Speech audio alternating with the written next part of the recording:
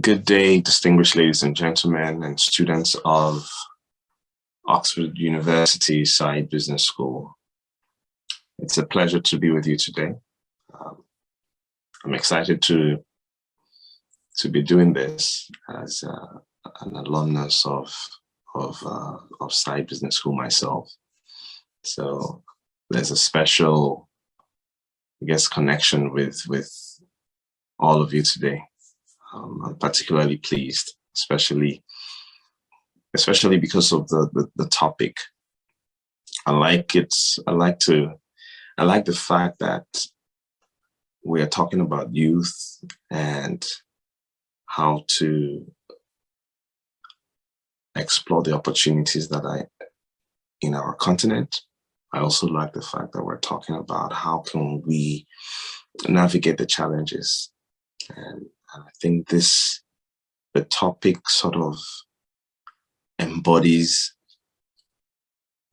one of the core essence of the business school, which is problem solving and solving complex challenges, navigating complex challenges. So thank you. It's good to be here, and I will go into my topic. My topic for today is why African youth should apply systems thinking in the continent's transformation. Why African youth should apply systems thinking in the continent's transformation. A number of us know the concept. Some of us have learned about the concept, but I would address this issue by answering three key questions. The first question is, what is systems thinking? The second question will be, why does it matter? Okay, and then the third question will be, how can we apply systems thinking in our day-to-day? How can we apply it in navigating these challenges and that we face in the continent? Okay. So what is systems thinking? Systems thinking has to do with how a set of objects, the objects within a set, how do they relate? Okay. Systems thinking has to do with how components, how parts of a whole work together. Yeah. So if you look at an equipment, a machine, if you look at your laptop, literally you call it a system, but it's got different things that work together. It's got components. Yeah. You look at an organization, there are different parts to the organization. You look at the human body, you have the hand, the head. How do they work together? They always work in systems. You have organs, you have organization. How do all these things work together? The moment they're interrelating, then you have a system. They're all working together to achieve a certain goal. Now, why does this matter?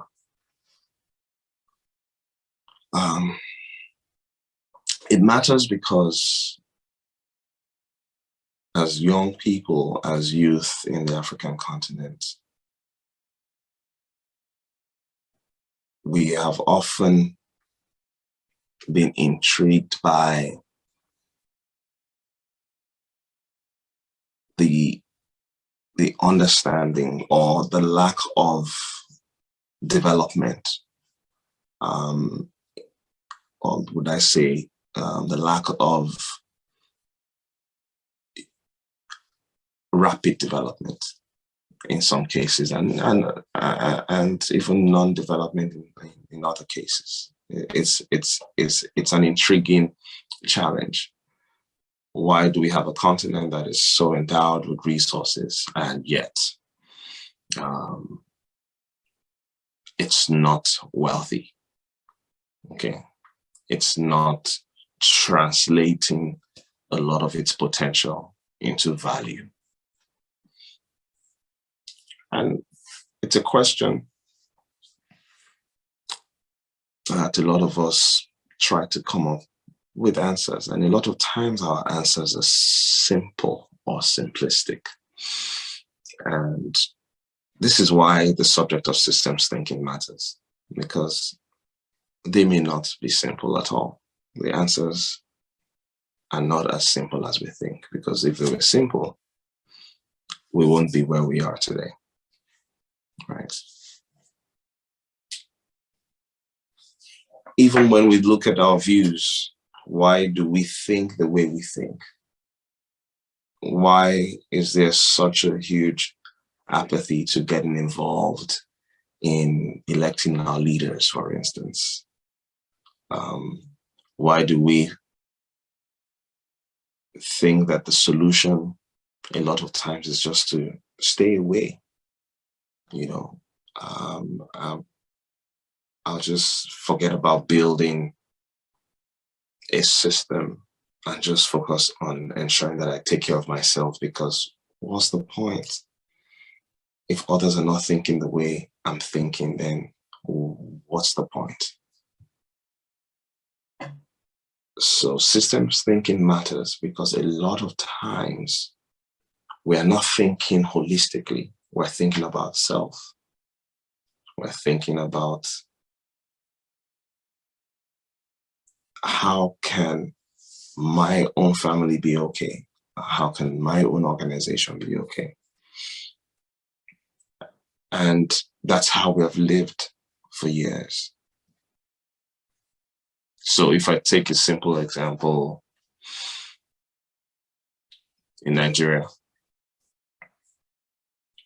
in most places, you don't have public water system that is functional. Yeah. So what's the solution? Go and dig a borehole and create your own water system. Yeah. You don't have electricity power supply that is well designed and is distributed to everybody. So what is our solution? Go and buy a generator and be your own power supplier. This example goes on and on in different aspects of our lives, even down to healthcare. There are people that have become doctors in quotes, you know, because they've had to learn how to diagnose the children, administer some basic, medication and things like that. How safe is that really? But these are the realities, and that this is because we're not thinking about things holistically. We've sort of given up about trying to solve the problems, and it's understandable. There are different reasons why some of our views have been affected, by the things we've experienced over time. But if we are to change things, then we have to change the way we think. And we have to think more holistically. So this is why it matters. This is why it matters. But let us talk about application for a minute. Now we understand what systems thinking is. I've spoken a bit about why it matters, but how can we apply it? So systems thinking comes from, I'll use a few examples. Just one example would be, you go to your village and you realize that everybody is paying for water. Of course, you are likely going to be unhappy about this. So what do?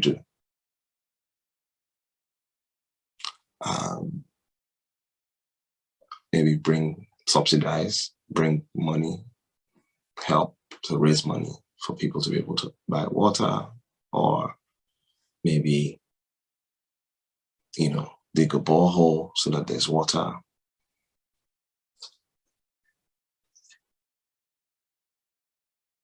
Now, we have to take a step back. Why does this situation, why is this happening in the first place? Okay. And this example I'm giving is actually a real example. So I asked questions and I found out that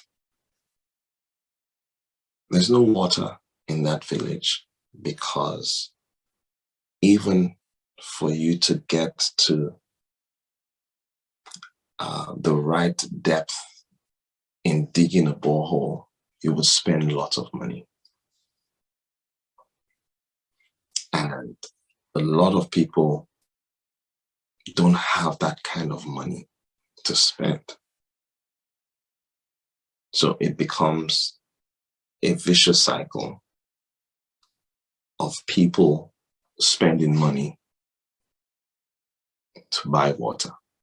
Now, the reality is, if you gathered all the money that people have been spending to purchase water, you would have had enough to dig a borehole and put a water plant. But the reality is that the money is not there right now. So what do? So it's either you raise the money, provide the plant, create an opportunity, create a business out of it. But one of the cool things that came out of just processing this was the fact that a lot of young people in that village, in that community, were also unemployed, were also jobless. So by the time we reviewed it holistically, we felt that what was required was more than just digging a borehole.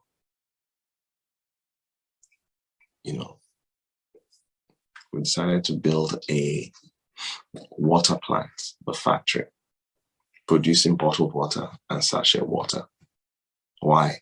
Because you wanted to empower the community and have a lot of the young people become distributors and dealers of your water. So we started to solve so many problems with this one challenge. This is just one example. Okay. Another example is to look at your community as well and say, okay, what are other things with the same mindset? What are other things that you can do to empower people? Because remember that a lot of the challenges that we face in Africa ultimately affect the quality of life. So every time you think holistically, you also need to think about the outcome. What are you trying to achieve? You want people to have a better life, ultimately, right? Similar thinking sort of led my team and I to setting up a diagnostic center. Why? Because a lot of people die due to wrong diagnosis in hospitals. And when you look at the reason why you get a lot of wrong diagnoses, it's because you don't have equipment, because equipment are also expensive. So similar issue with the water plant, the cost of sinking the borehole, the cost of you getting a CT scan or an X-ray machine, similar. So if you're able to provide it, you will then create opportunities for so many people Okay, and then you can also recoup and create a business out of it at the same time, but ensuring that the business is having a desired impact. I would like to use the opportunity to also, I guess, maybe use a case study operating a government hospital. Very interesting project, but I'll just go straight to identify, some of the key challenges that were highlighted before we went into the hospital. We're told, one, that the mindset of the people was that healthcare was a social service. And so people were not willing to pay for care. And so we knew going in that this was going to be a problem. How are you going to come in as a private organization that wants to make this a profitable institution? How do you come in to engage with the community that feels that this service should be free? That's one. Two, the hospital was operationally inefficient for a number of reasons. And then three, it was not financially sustainable for the first reason that I mentioned. So what were some of the interventions? Number one, we brought in technology. We increased productivity by ensuring that people clocked in, clocked out. We instituted performance management systems to be able to monitor people's performance. But more importantly, we're able to reward people for good performance. And that reward system, by giving people an extra allowance to their salary for performance, this was like magic. And in a matter of months, the organization turned around. And that's a government-run hospital, an African government-run hospital. So change is possible. It all depends on how you approach it. It all depends on how you look at it. And one must go with that mindset that there is always a solution. There's nothing that cannot be solved. It's just a matter of how you approach it. So that's one example. But before I wrap up today, I just want to add not so much another case study, but another way we should really think about the kind of leadership we want in the continent. Historically, we have thought about leadership from a perspective of, hey, it's either as a military ruler or a seasoned politician. And what do we typically define as a seasoned politician? Someone who grew up in the ranks, was a councillor, became a House of Rep member, became a governor, and and then now wants to run for presidency. That's typically how we thought about it. Now, I'm challenging you with this sort of systems thinking approach to rethink this way of evaluating or determining the kind of leadership that we need. And this is at some of the simple reasons.